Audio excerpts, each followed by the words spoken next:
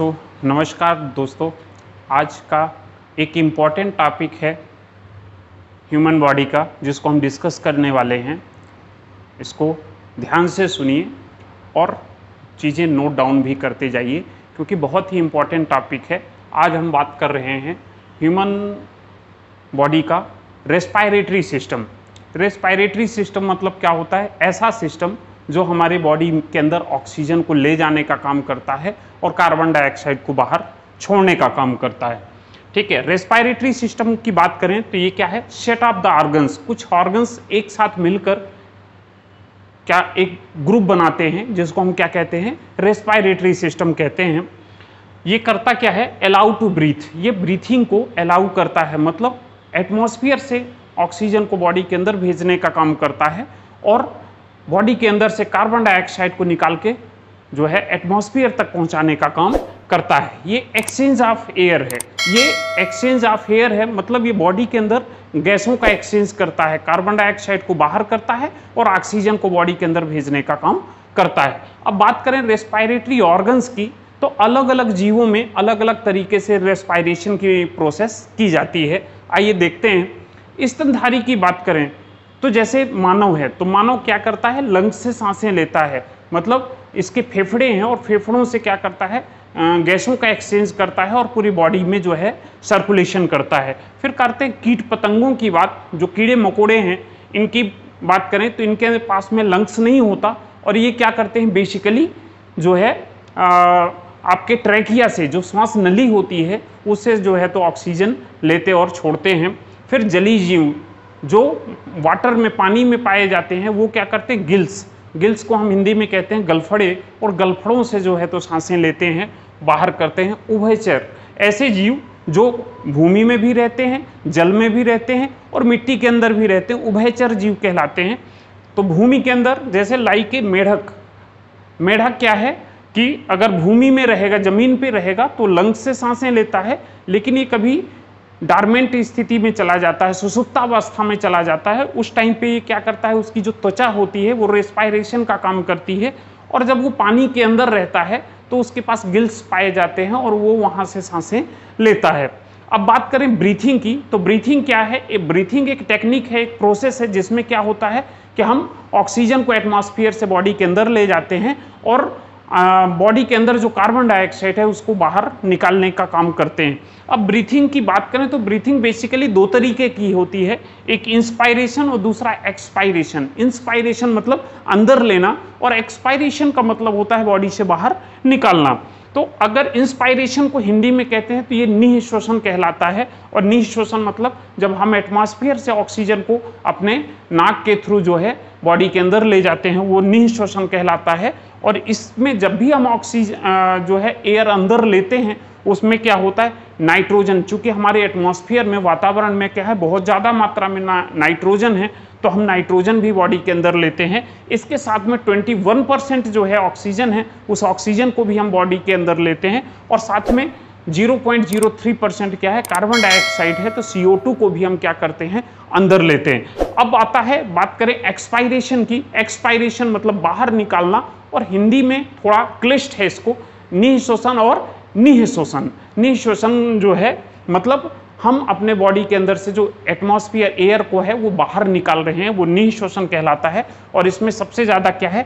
Nitrogen 78%। जितना मात्रा में नाइट्रोजन हमारी बॉडी के अंदर गया था, उसी मात्रा में क्या है? बॉडी से बाहर निकल जाता है। ऑक्सीजन है 17%। 17% आपने जब लिया था, अंदर इंस्पायर किया था, उस टाइम पे कितना था? 21% था। तो 21% में से क्या हुआ? आपकी बॉडी ने 4% ऑक्सीजन को कंज्यूम कर लिया, मतलब उपयोग कर लिया। बाकी की जो है 17% ऑक्सीजन वापस एटमॉस्फेयर में आ जाती है। इसके अलावा जब हम सांस बाहर छोड़ते हैं तो उसमें कार्बन डाइऑक्साइड का लेवल बढ़ा होता है, और ये लगभग 4% के आसपास होती है। फिर बात करें रेस्पायरेटरी सिस्टम के फंक्शन की, तो आपका जो रेस्पायरेटरी सिस्टम है क्या क्या फंक्शन करता है, उसके क्या कार्य हैं?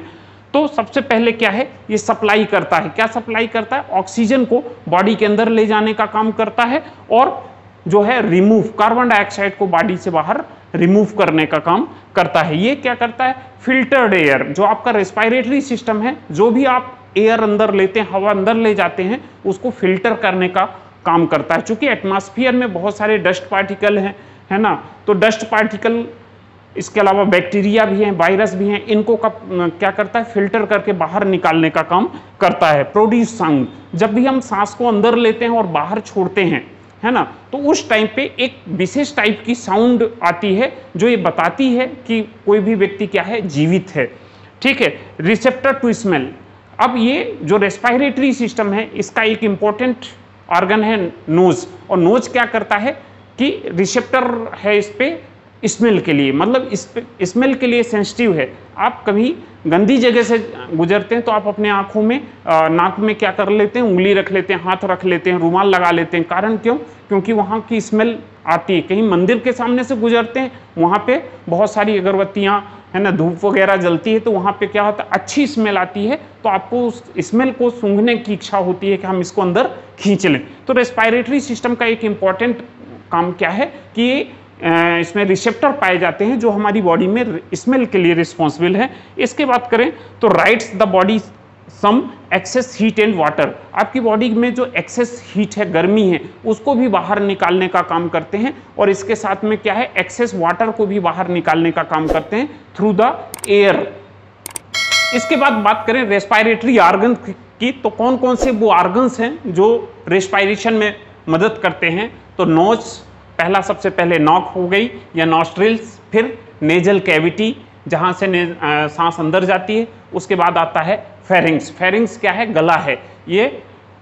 इसके बाद आता है लेरिंग्स, लेरिंग्स जिसको अपन क्या कहते हैं, वॉइस बॉक्स भी कहते हैं। फिर ट्रेकिया आता है, ट्रेकिया आता है विंड पाइप कहते हैं इसको, हवा का पाइप कहते हैं। इसके बाद आता है लंग्स। अब लंग्स के अंदर अगर ट्रेकिया जाता है तो ये आगे चल के क्या होता है, दो भागों में डिवाइड हो जाता है, जिसको अपन क्या कहते हैं, ब्रोंकाई कहते हैं। और ये ब्रोंकाई आगे चल के और छोटी छोटी ब्रांचेस में डिवाइड होते हैं, जिसको हम क्या कहते हैं, ब्रोंकस कहते हैं। और फाइनली क्या है, रेस्पिरेटरी सिस्टम का जो मेन ऑर्गन है लंग्स के अंदर, वो होता है एल्वुलाई। एल्वुलाई वो जगह है जहाँ पे गैसों का एक्सचेंज होता है। ठीक है, मतलब एल्वुलाई क्या करते हैं, जो एटमॉस्फेयर से हमने ऑक्सीजन ली थी उसको कैप्चर करते हैं, और जो ब्लड में कार्बन डाइऑक्साइड था उसको क्या करते हैं, निकाल के बॉडी के बाहर फेंकने का काम करते हैं।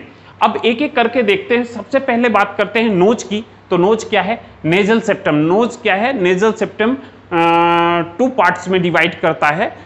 एक नेजल, नाक के अंदर क्या है, एक नेजल सेप्टम पाया जाता है, और ये नाक को क्या करता है, हमारी नाक को दो हिस्सों में डिवाइड कर देता है, राइट साइड राइट नोज और लेफ्ट साइड की लेफ्ट नोज।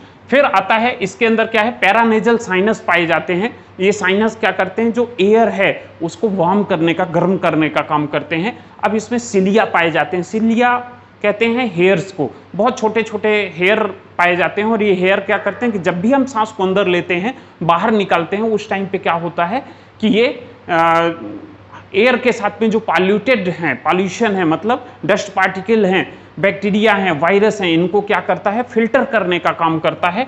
फिर provide airway to the respiration. Nose क्या करता है, हमको सांस ले जाने का रास्ता प्रोवाइड करता है। फिर बात करते हैं फेरिंग्स। तो फेरिंग्स क्या है, नोज के बाद दूसरा ऑर्गन है, और ये कहलाता है common pathway food and air. ये गला है, कॉमनली इसको क्या है, आम बोलचाल की भाषा में हम क्या कहते हैं, थ्रोट कहते हैं, गला कहते हैं। और ये गला क्या करता है कि आपके सांस लेने के लिए और साथ में खाना खाने के लिए कॉमन पाथवे है, मतलब एक ही रास्ता है जिस गले में, जो क्या है, एक तरफ क्या चला जाता है, खाने के पाइप की तरफ चला जाता है, इशोफेगस की तरफ, और दूसरा क्या चला जाता है, सांस के लिए चला जाता है, ट्रेकिया की तरफ।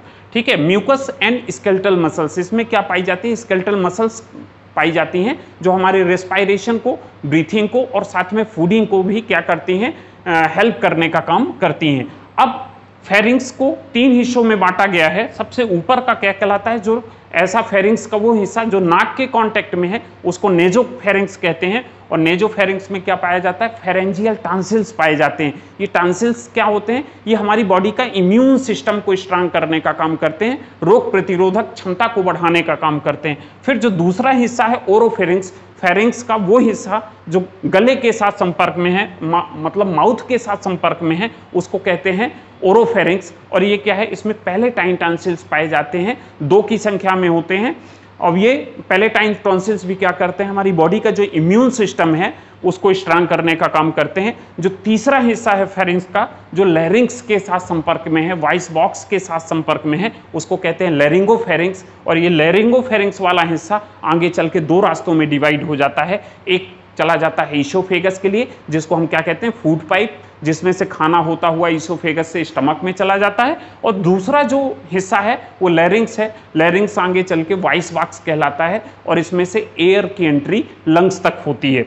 इसके बाद लैरिंक्स की बात करें तो लैरिंक्स क्या है, एयर टू रेस्पायरेटरी ट्रैक्ट। ये रेस्पायरेटरी ट्रैक्ट को एयर प्रोवाइड करने का काम करता है, हवा प्रोवाइड करने का काम करता है। और ये प्रोड्यूस साउंड, जब भी हम सांस को अंदर लेते हैं वो बाहर छोड़ते हैं तो ये क्या है, साउंड को आवाज निकालने का काम करता है। और इसके पास ही क्या पाया जाता है, एपिग्लॉटिस पाया जाता है। एपिग्लॉटिस क्या है, एपिग्लॉटिस एक फ्लैप लाइक स्ट्रक्चर है, एक पत्ती के आकार की संरचना है। और ये क्या करता है कि खाने को रेस्पायरेटरी सिस्टम में जाने से रोकता है और एयर को आपके स्टमक में जाने से रोकता है। ठीक है, तो ये काम एपिग्लॉटिस का है। इसके बाद आ जाता है ट्रैकिया। ट्रैकिया क्या करता है, विंड पाइप। इसका दूसरा नाम क्या है, आम बोलचाल की भाषा में इसको कहते हैं विंड पाइप या हवा का पाइप कहते हैं। और ये आगे चल के ट्रैकिया दो हिस्सों में डिवाइड हो जाता है, राइट साइड का राइट ब्रोंकस और लेफ्ट साइड अगर डाइवर्ट हुआ तो उसको क्या कहते हैं, लेफ्ट ब्रोंकस कहलाते हैं। इसके बाद बात करते हैं लंग्स की। लंग्स क्या है, रेस्पायरेटरी सिस्टम का एक मेन ऑर्गन्स है और ये कोनिकल शेप है। कोनिकल मतलब एक फ्लास्क के त्रिभुज के आकार के जैसा इसका आकार देखने को मिलता है। और ये एक मसल्स है जो लंग्स के ठीक नीचे होती है, डायफ्राम होती है। और डायफ्राम मसल्स क्या करती है कि इसके एक्सपायरेशन और इंस्पायरेशन में हेल्प करती है।